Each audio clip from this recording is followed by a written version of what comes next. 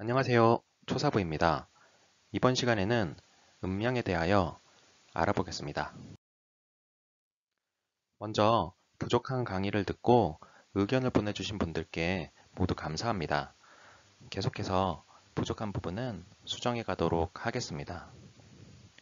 우선 첫 번째, 잡음 해결을 위해서 마이크 세팅과 노트북 설정을 조정해서 잡음을 잡도록 노력하고 있습니다. 두 번째, 재미는 저도 중요하게 생각하는 부분인데요. 제가 술을 좀 마셔야 재밌어지는데 어쩌죠? 좀 노력을 많이 해야 될 것 같습니다. 이제 본격적으로 음량에 대해 알아보도록 하겠습니다. 보통 음량이라고 하면 불과 물, 뜨거움과 차가움처럼 극과 극인 것을 주로 떠올리게 됩니다. 이런 태극 모양의 그림도 많이 보셨을 텐데요. 빛과 어두움도 음량에 포함된다고 할 수 있겠죠. 하지만 단지 이런 형태가 음량의 전부라면 이렇게 대단한 학문이 될 수 있었을까요?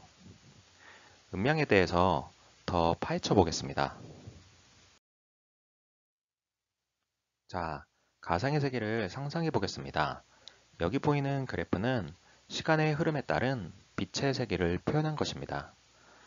해가 뜨자마자 완벽하게 밝아지고 해가 지자마자 완벽하게 캄캄한 밤이 되는 세계입니다. 또다시 해가 뜨면 바로 낮이 되고 해가 지면 바로 밤이 됩니다. 이런 세계는 음량의 구분이 굳이 필요하지가 않습니다. 왜냐하면 작용에 따른 결과가 즉각적으로 나타나기 때문에 해라는 기준만 있어도 충분할 정도의 깔끔한 세계입니다. 따라서 이런 세계에 사조명리학이 있다면 해석도 너무나 쉬울 것입니다. 좋은 운이 오면 곧바로 좋은 일이 생기고 나쁜 운이 오면 곧바로 나쁜 일이 생길 것 같죠? 현실 세계는 어떤가요? 해가 뜨더라도 곧바로 밝아지지 않고 한낮이 되려면 시간이 필요합니다. 이렇게 어떤 기운이 발생하더라도 그 영향이 즉각적으로 강하게 발휘되는 일은 적습니다. 그리고 낮이 오고 가면 밤이 찾아오며 밤이 지나가야 다시 낮이 옵니다. 이렇듯 시작이 있으면 끝이 있고 끝이 있으면 시작이 있는 순환성 또한 음량의 속성입니다. 그러면 또 다른 음량의 중요한 속성을 알아보겠습니다. 자, 해가 중천까지 떠갑니다. 해가 뜨면 빛을 받기 때문에 지구의 온도가 높아지겠죠? 왜 갑자기 온도가 나올까요? 빛과 열은 불의 두 가지 속성이라고 볼 수 있으며 특히 빛은 양, 열은 음으로 볼 수 있기 때문입니다. 그러면 온도는 어떤 식으로 올라갑니까? 빛의 세기만큼 바로 높아질까요? 아닙니다. 그 영향은 천천히 발생하기 때문에 시간 차이를 두고 온도가 변화합니다. 즉, 음량의 작용은 이런 식으로 시간 차이가 발생합니다. 따라서 현실에서는 좋은 운이 왔더라도 즉각 효과가 나올 확률이 적고 나쁜 운이 왔더라도 즉각 효과가 나올 확률도 적습니다. 물론 강도에 따라 다르겠지만요. 이 개념은 뒤에 12운성이라고 하는 중요한 파트에서 다시 보게 될 예정입니다. 평소에도 음량의 속성에 대해 이리저리 생각해 보시면 좋겠습니다. 지금까지 배운 음량의 속성을 정리해 보겠습니다. 첫째, 비교의 속성. 예를 들어 불과 물, 빛과 어둠, 발산과 수렴, 큼과 작음 등을 말합니다. 둘째, 순환성. 예를 들어 낮이 오면 밤이 오고 삶이 있으면 죽음이 있는 그런 것들을 말합니다.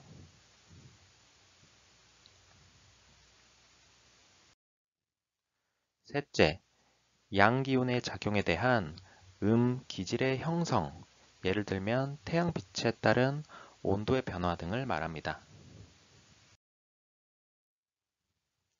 이번 시간에는 음량의 활용법을 간단히 알아보겠습니다.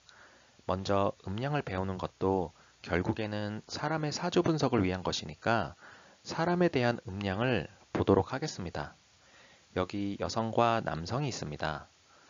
사람에게서 음량의 구분은 어떻게 될까요? 기본적으로 여성은 남성은 양입니다. 물론 여성은 음으로만 채워져 있거나 남성은 양으로만 채워져 있다는 것이 아닙니다. 큰 관점에서 보면 그렇다는 것입니다. 음인 여성의 사주를 분석할 때에는 양을 만났을 때 쉽게 활용할 수 있다고 봅니다. 양인 남성의 사주를 분석할 때에는 음을 만났을 때 쉽게 활용할 수 있다고 보겠지요. 그 말은 노력한 만큼의 성취나 보상을 얻을 확률이 높다라는 뜻입니다. 반대로 여성이 음을 만났을 때나 남성이 양을 만났을 때는 그 활용이 어렵고 노력한 만큼의 성취나 보상을 얻기도 힘들다가 되겠지요. 이번에는 사주의 모양을 가지고 활용해 보겠습니다. 첫 시간이라 음양만 배웠으므로 사주에 음양만 있다고 가정하겠습니다. 양으로만 이루어진 사주를 가지고 있는 사람입니다. 성격도 밝을 것으로 보이고 일을 함에 있어서도 실속을 챙기기보다는 목표를 이루어내는 것을 중요하게 생각합니다. 양기만 있으니 뻣뻣해서 융통성이 부족할 수도 있겠고요. 양이 강하다 보니 생각을 할 시간은 적고 행동으로 나서려는 경향이 강합니다. 이 외에도 양의 속성을 떠올려 보시면 좋겠습니다.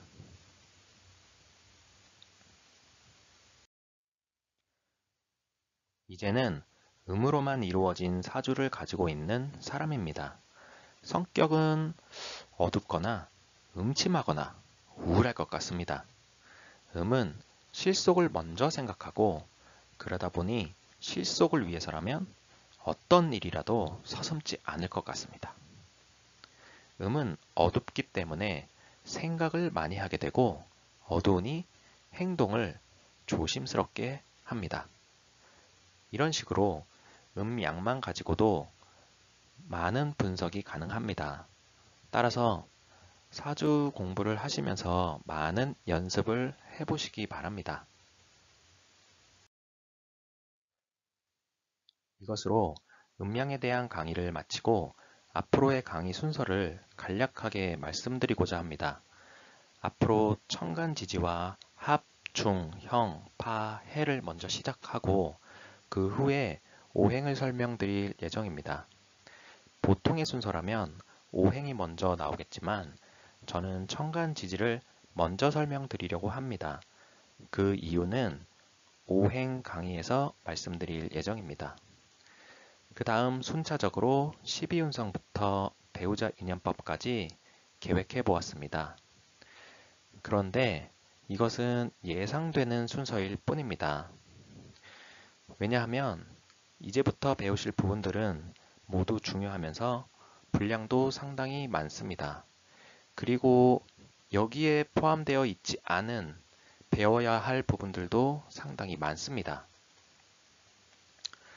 예를 들어서 나는 천간 강의 하나로 100% 천간은 마스터 할 거야 라고 생각하신다면 오산일 수 있다는 것입니다. 따라서 순서는 강의를 만들면서 수정될 예정이고 반복 학습이 되도록 같은 부분이라도 다른 주제의 강의가 추가될 수 있습니다.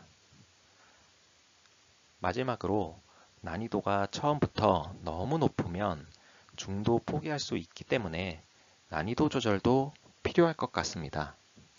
혹시 좋은 의견 있으시면 댓글 남겨주시기 바랍니다. 이제는 다음 강의 준비물을 보여드리겠습니다.